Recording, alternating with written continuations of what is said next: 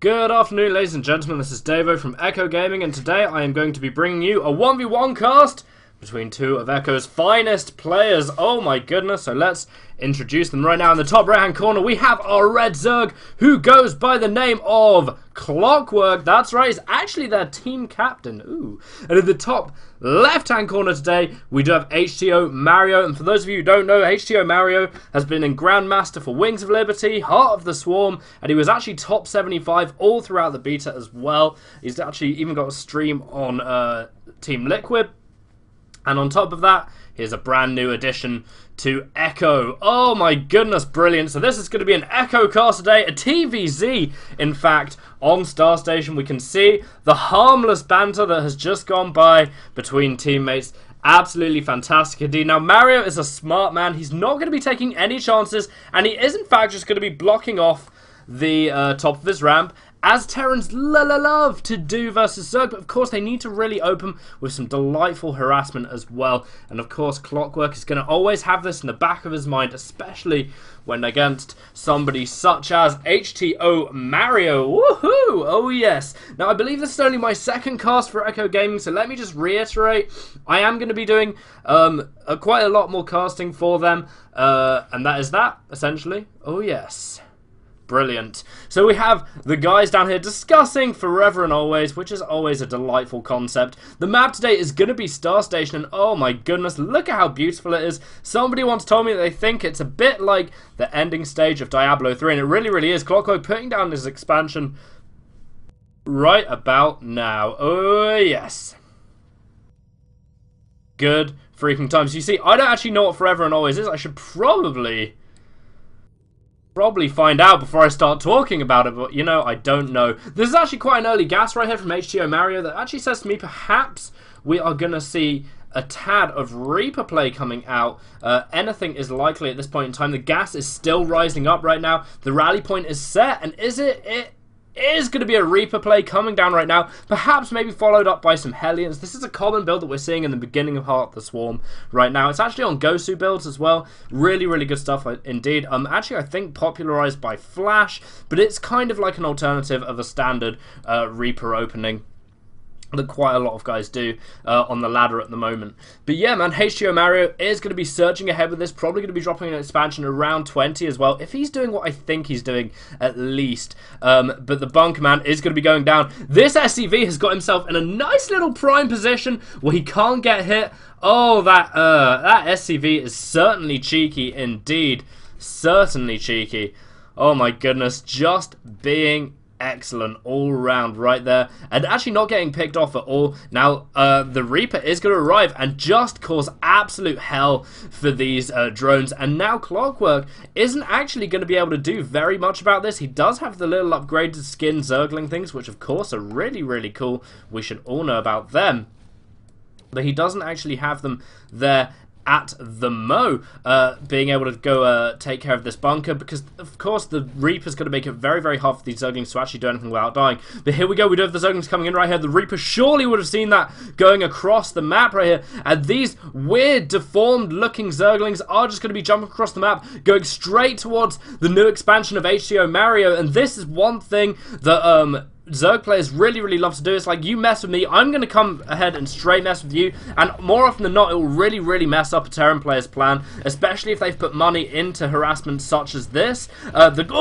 Queen goes down. Really nice there from HTOMario. Really good indeed. Unfortunately, no salvage coming down on the bunker right there, but he can be very happy. He's killed off a Queen. That is good times. So Clockwork is going to be left without a set of injects for now, and actually Clockwork getting that command center as well earlier, so that's good times. Both players are on a fairly even footing right now. Clockwork taking out a lot of his frustrations on these metal plates. Good night, metal plates. The game should just end right now, but here come the Reapers. Are going to be coming into the main base of Clockwork, coming in to do so much damage to the drones. Of course, these Zerglings don't quite have speed yet, but HTOMario getting surrounded by the Reapers. Oh, and all three Reapers explode in simultaneous fire bursts.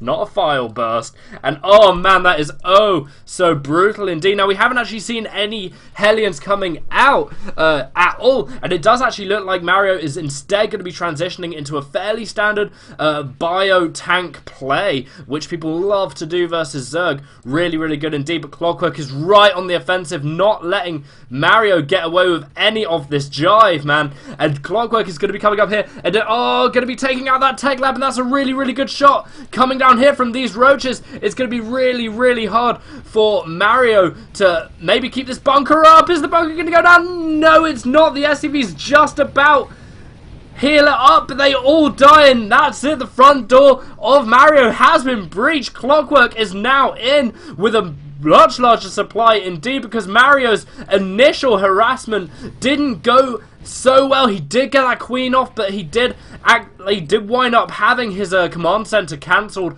right there, which is indeed a bummer. But Clockwork right now is going to be coming in and taking care of business. These roaches will do so much damage to the Marines, and they're providing excellent scouting as well. They can see the starports building a double tech lab, so this is something that Clockwork is going to have to keep in mind. Standing behind the mineral lines right here, the siege tank taking the advantage of the fact that he no longer requires an upgrade to deploy, is just going to be setting up in the mineral line and valiantly defending his SCV comrades from the roaches. Meanwhile, we do have that Banshee started coming up, and Clockwork has scouted this. Now, it would make utter sense for him just to simply drop some spore crawlers as fast as possible. You do not need an evolution chamber anymore in Heart of the Swarm for spore crawlers. So also, it's a very, very easy thing to do. Just throw down some spore crawlers, but it really depends on whether or not Clockwork quite saw that in the heat of battle right there. Getting a third base up right now, not bad at all. We do have a Spire coming in from Mr. Clockwork right now. We've already got a layer, so it wouldn't actually take him too much to build some Mutas and an Overseer. Just take care of those Banshees as well. But the Banshees are now leaving the starport. They are ready, they are done, and they are going to be heading across to the Zerg base pretty much straight away. They are in fact going to be heading across straight away. Now, this is going to allow Mr. Mario to get some serious expanding time off, and this is drastically what he needs at the moment. Zerg has been on 2 base far, far longer than Mario has at this point in time, and Clockwork will gladly let his Zerglings get shot down to make time for these Banshees that are on their way, because Clockwork really, really needs to just basically prepare himself, get an Overseer. He's actually already morphed one, and get those Queens there, because they are just so slow. Oh my goodness, they eat too much McDonald's, and they have a bit of a tummy, therefore they cannot run so fast. But right now, Mr. Mario is going to be chipping away at that hatchery. We need Mutalisks coming out from Mr. Clockwork. 9 are on the way, but it's only going to be a matter of time until they actually arrive on the scene and get to take out those Banshees.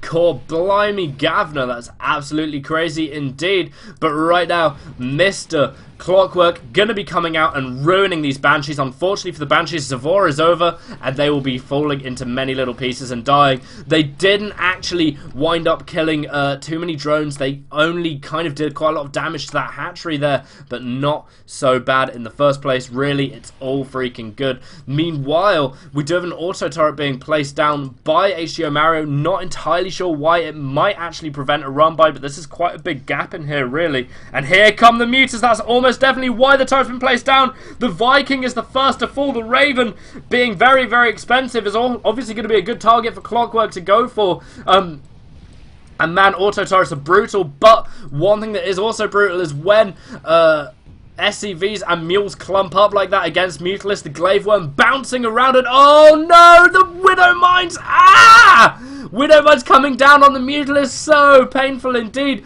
but it's just not quite going to be enough to save these SCVs of HTOMario's just yet. Workers kill count is skyrocketing for Mr. Clockwork at the moment, and oh man, he has done quite a decent amount of damage there, only losing 3 or so Mutalisks, killing off some Widow Mines, killing off plenty of SCVs and mules.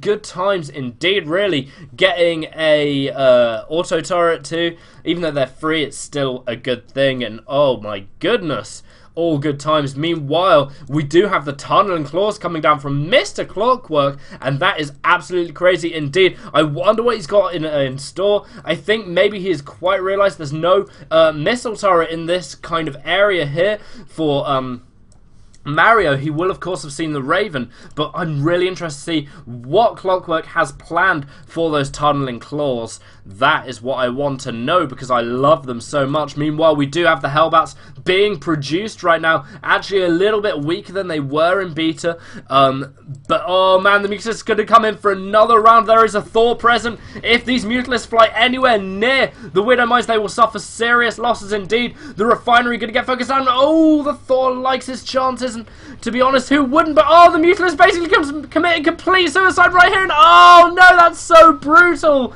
Going down from roughly 12 Mutalisks to 2 in the space of 1 second. Absolutely painful. Oh, the Roaches are coming in as well. Oh my goodness. Mr. Clockwork having a little bit of an issue there with Roaches trying to walk into HTOMario's base, and Mario just simply repelling it very, very easily indeed. Meanwhile, we do have the Zerg missile attacks level 1 on the way, and that's actually our first upgrade for Clockwork coming in at the moment. He's got quite a lot of Roaches on the map. It's not actually such a terrible choice. There are only 2 Thors that are really key units for getting rid of things such as Roaches, so that's not bad. They will have to be slightly wary of the 15 kill siege tank on top of the cliff, but these Roaches, man, they're going to be looking pretty brutal indeed. Really, really good times right there. We do have the Infestation Pit coming out, which of course allows for Swarm Host, of course allows for Infester as well. So we're going to see some really excellent unit play coming in right here. But oh my goodness, Mr. Clockwork wants to pull away, doesn't quite want to fight that. And you know what? I can't quite blame him either. That's a very, very terrifying army. Very, very scary indeed. But right now, Mr. HTOMario is going to be pulling back just to facilitate the fact that he's got his 3rd base up and is ready to rock and roll. These siege tanks are going to be Mario's best friend in no time flat at all, because of their bonus versus armored. Oh, yes, yes, yes, that is going to be their thang, son. But right now we do have Mr. Clockwork coming out with a plethora of Zerg units, absolutely huge. Let's just check his vision. Look at how many Zerg units that actually is. It's really quite crazy. It's not quite capped just yet, but it's still a lot. And here we go. The Roaches don't like the look of it and are going to be pulling out. 4 Hellbats like their chances, but they shouldn't, because they are in fact all going to die. And here is the big major battle coming in from these 2 players right now. Absolutely crucial. In fact, this battle is won for HTOMario, because he really, really needs to defend this 3rd base. He's only been on 2 base for quite a while right now, and he does defend it quite comfortably indeed. Clockwork is going to be rushing home in no time flat there. I think the air superiority mixed with the siege tanks was really a great thing why he won that battle, a great contributor to the winning of the battle right there for Clockwork. But still, Clockwork, with quite a lot of money saved up, is just able to do that funky macro that Zerg love to do, which is where they just get all of their units back all at once. And that is basically something that many other races cannot do. And actually, we've just got to basically look right now. Seriously, Clockwork's macro going absolutely insane, getting his 4th and 5th base before 20 minutes. Absolutely insane. And he's really leaving HTOMario behind. And Mario desperately needs to make sure that he defends this. Otherwise, he is going to be in big, big trouble, really. But Clockwork at the moment is still looking pretty good. HTOMario behind in supply, but in these kind of matchups, supply is not everything. Have a quick look at the units lost count, and Zerg lost a little bit more, but that is to be expected because Zerg, generally speaking, make more units. Oh yes, indeed. So right now we do have this cunning little overlord drop coming in from Clockwork, and this could be to subvert his opponent and really, really distract him. But that is something that's going to be oh so brutal indeed. And here we go. Let's see what the reaction is going to be like from HTOMario. Quite a lot of SCVs are going to die if this attack goes unanswered, but it won't. Banshees flying in right there, and are the Overlords going to get away? They are indeed, but there is no Overlord boost ability like Terrans have right now, and it looks, although these Overlords might not get away. 4 Hydralisks inside are probably all going to die. Boom. Oh, that's very, very sad indeed. Right there, Clockwork not quite able to save his roaches and hydras. I like that little attack poking into the side right there. There's actually been a permanent Thor positioned right now as well in the right of Mario's base, specifically because of it. But right now we do have more Banshee shenanigans coming in right here, and there's quite a lot of Banshees here. Look at the sickeningly large amount of damage they do to these extractors. Corruptors coming in. Corruptors, of course, meant to be the de facto anti-air unit in StarCraft 2, are going to be absolutely murdering quite a lot of these Banshees, and they want to fly away. Just like the song. Just like the song. But right here we do have more drops coming into the back of the base from Mr. Mario right there, and it just hasn't worked out too well. The Overlord falling into chunks, and so is the Hydralisk as well. We can actually see all of those chunks still falling. The new physics engine in Heart of the Swarm is just oh so impressive indeed. Mr. Clockwork trying to come in here into that front area, but it's absolute death trap right here. There are so many Widow Mines on the map, so many siege tanks, and this is full defense from HTOMario at the moment. He has a silly amount of Widow Mines. Absolutely crazy. 15 Widow Mines on the field and a ton of siege tanks. Any army that comes through here will wind up dying pretty quickly indeed. But oh, there are Broodlords on the map, and right now these Widow Mines need to burrow. The Widow Mines need to burrow. Oh! Oh my god, the Broodlings are indeed going to be harassing the opponent's army right here, and the Widow Mines all burrowing, and oh! Carnage unfolds right then and there. But still, will it be enough? These Broodlords are going to be proving to be so dangerous for Mr. HTOMario if he has nothing to combat them, and at the only thing to combat them are these Vikings, and they are getting slain by the Corruptors, and now HTOMario is having to fight a full retreat. Most of the Widow Mines have died, even though the absolute brutality of what came down on top of Clockwork's army right there. HTOMario going to be pulling off quite a lot of SCVs right here and going a little bit guerrilla style. Maybe he actually needs to dump some. He doesn't have so many SCVs, so perhaps not needing that, but oh my goodness, Zerglings galore going to be running in right here. No! Clockwork is absolutely going to be eating his opponent alive. If HTOMario is not careful, these Widow Mines need to decide whether or not they want to be above ground or below ground, I feel, because I think that an attack from Clockwork is absolutely imminent and so terrifying indeed. Oh my god, but right here we do have this attack coming in. The Widow Mines are going to be borrowing off to the side, coming up around, and the Broodlord's going to be focusing them down. Nice focusing coming in right there from Clockwork. A Seeker Missile coming across the map, landing on the Broodlord. The Corruptors take a brunt of the damage as well. And oh my goodness, is Clockwork going to be able to contain this push out from Terran right here? I think Mr. HTOMario is going to be left a little bit without anti-air if he's not careful. The Broodlord's still going to be picking off a ton of the ground units, but still, HTOMario, he needs this attack to work. He needs to get a 4th base up pretty dang soon indeed, otherwise his economy is going to be more or less shot. Clockwork has 20 more roaches on the way right now, 7 more Corruptors, but still HTOMario is going to be able to push out right here and maybe deliver a decisive blow to Clockwork, who hasn't perhaps been able to macro up quite quick enough right now. Broodlord's still on the way in the main base right here, but I'm not sure it's going to be enough. Mario pushing forward with his tanks, coming in, going to be looking oh so brutal. No army in their right mind wants to come up against this many siege tanks. That is not what they want to do, but Clockwork finally utilising those tunneling claws, coming up into the tanks right there, but still Clockwork going to be losing this base. The hatchery goes down. Goodbye larvae as well as mineral gathering capabilities. Broodlords coming in too. Vikings instantly summoned to focus the Broodlords down, and will they be able to? Yes, they will, virtually unopposed. These Vikings are having an absolute shoot happy time. Clockwork going 4 base, wondering what his opponent is on. And yeah, between us, says Mr. Mario, and right there, absolutely insane game coming in right now, but I genuinely think that Mr. Mario is going to take it right now. Check units lost, says Clockwork, so I will.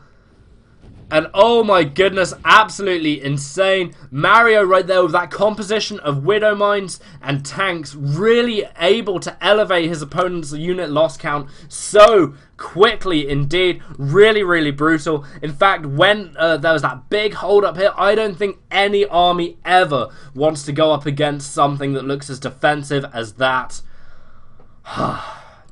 Thanks a lot for watching, guys. I will be back casting more soon, as well as possibly a best of 9 on my stream.